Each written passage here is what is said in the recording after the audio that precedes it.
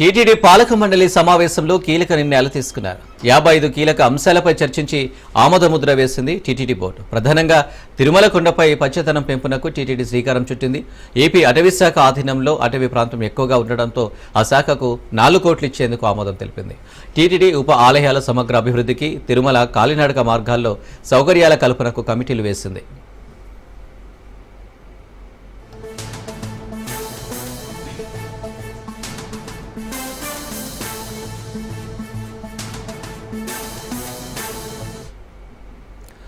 తిరుమలలోని 42 వీఐపీ అతిథి గృహాలకు గతంలో వేరువేరు కంపెనీల పేర్లు ఉండగా వాటికి నిర్వాహకులే ఆధ్యాత్మిక పేర్లు పెట్టినట్లు టీటీడీ ప్రకటించింది. మరో 2-3 అతిథి గృహాలను పేర్లను టీటీడీ మార్చనున్నట్లు తెలిపింది. ఇక తిరుపతి స్విమ్స్ ఆసుపత్రి అభివృద్ధి కమిటీ రిపోర్టుకు టీటీడీ పాలక మండలి ఆమోదముద్ర వేసింది. స్విమ్స్ ఆసుపత్రిలో 597 పోస్టుల భర్తీకి గ్రీన్ సిగ్నల్ ఇచ్చింది. మరోవైపు శ్రీవారి ఆలయంలోని తులాభారం కానుకల్లో అవినీతి జరిగిందని టీటీడీ బోర్డు సభ్యులు భానుప్రకాష్ రెడ్డి విజిలెన్స్ ఎస్పీకి ఫిర్యాదు చేయడం హాట్ టాపిక్ గా మారింది. ఈ అంశం టీటీడీ పాలక మండలి సమావేశంలోనూ చర్చకు వచ్చింది. తులాభారం కానుకల్లో స్కామ్పై విజిలెన్స్ విచారణ ప్రారంభమైందన్నారు టీటీడీఓ శ్యామలరావు. ఈ అంశాన్ని విజిలెన్స్ సీజీఓ స్వయంగా మానిటరింగ్ చేస్తున్నారని చెప్పారు.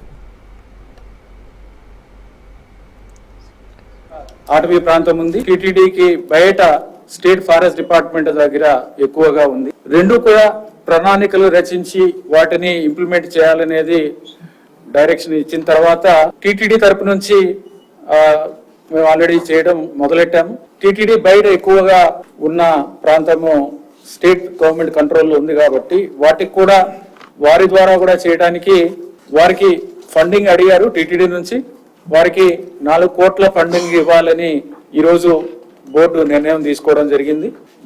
దీని ద్వారా 68% ఉన్న పచ్చదనాన్ని 80% పెంచాలనేది ఈ నిర్ణయం. ఈ ఫండ్ ని ఫేజ్ వైజ్ మానిటరింగ్ చేసుకుంటూ ఇంప్లిమెంటేషన్ 3 సంవత్సరాల్లో దీన్ని విడుదల చేయాలని నిర్ణయించడం జరిగింది.